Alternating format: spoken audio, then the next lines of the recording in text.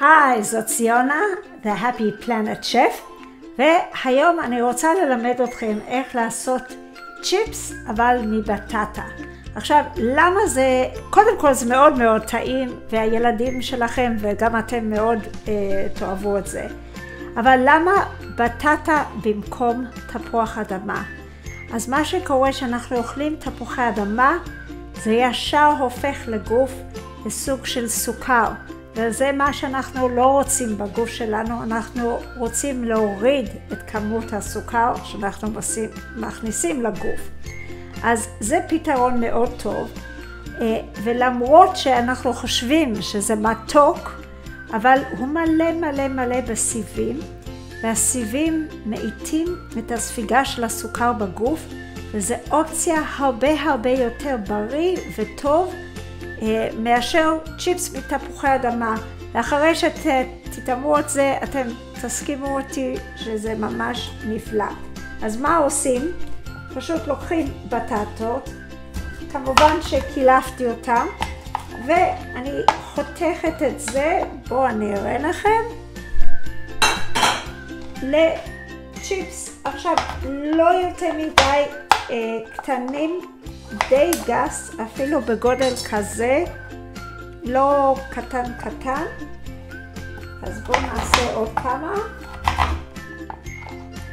וזהו, אפשר להשאיר אותם מאוד ארוכים אם אתם רוצים. ושמים אותם בקערה. ומעל זה אני הולכת לשים קצת מלח. ושמן קוקוס. עכשיו זה שמן קוקוס אורגני, כבישה קרה, ואולי חלק מהם יגידו, אבל מה, שמן קוקוס הוא לא בריא? זה לא נכון, הוא מאוד בריא, אבל רק שהוא באיכות טובה, אז זה באיכות טובה מאוד. עכשיו בקיץ, שמן קוקוס הוא יהיה נוזלי, ממש כזה, כל הצנצנת, אבל בחורף הוא יהיה קשה כזה. אם זה יותר מדי קשה, אז פשוט לקחתי איזשהו צנצנת או קערה, שמתי מים רותחים, שמתי את זה בתוך זה, ואחרי כמה דקות זה הפך להיות נוזלי. אז אני עושה כמות קטן כאן, כי באמת הכנתי כבר קערה גדולה, נוסיף לזה כמות די מכובדת של פפריקה, ואני אוהבת להוסיף לזה קצת זרעי כוסברה טחונים, ולכיף כל פעם אפשר לעשות משהו אחר. זה טימין טרי, ואני יכולה פשוט לעשות ככה עם הטימין בכיוון השני, ולהוסיף לזה קצת טימין טרי. כל פעם אפשר לגוון, לשים ג'ינג'ר, כל מיני דברים אחרים. זהו. ונערבב. לפני זה אני אראה לכם מה כבר הכנתי.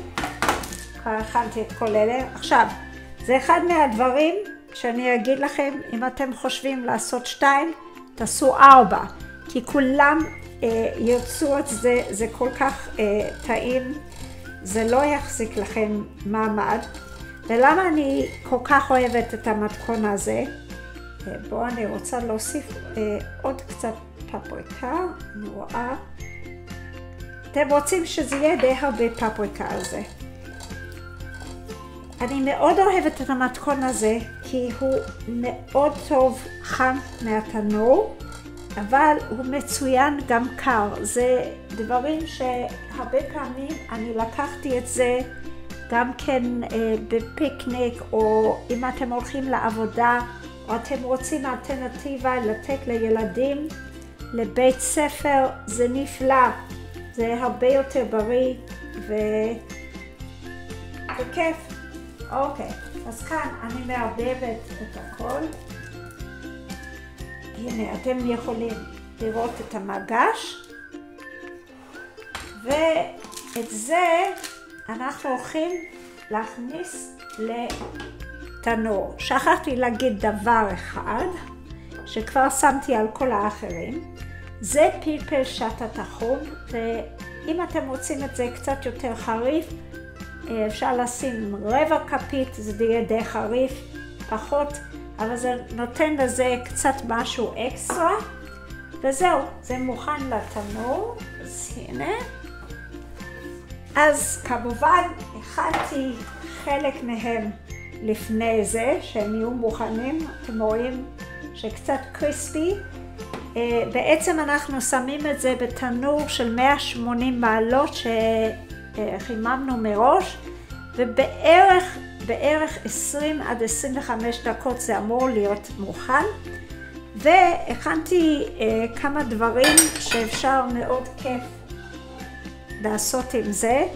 כאן יש מטבל שעשוי עם אגוזי מלך וכוסברה, וכדי לקבל את המתכון ולראות איך עושים את זה, אפשר ללכת לערוץ היוטיוב שלי ולראות איך עשיתי את זה.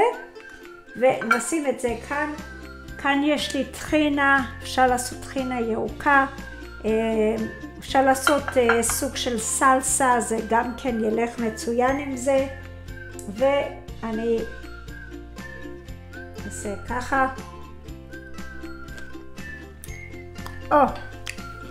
זה כל כך טעים וכל כך טוב, מאוד משביע. ובואו נשים את הכל. אני רוצה לאכול את הכל כרגע, ממש טעים. אוקיי, נארגן את זה ככה. לא לעשות אותם עד שהם שורפים, רק ככה זה מצוין. והנה, תבשיל מצוין. אפילו את זה אפשר בארוחת ערב עם סלט טוב. והנה, צ'יפס בטטה עם דיפים. אז תהנו והרבה בריאות, ונתראה בפעם הבאה.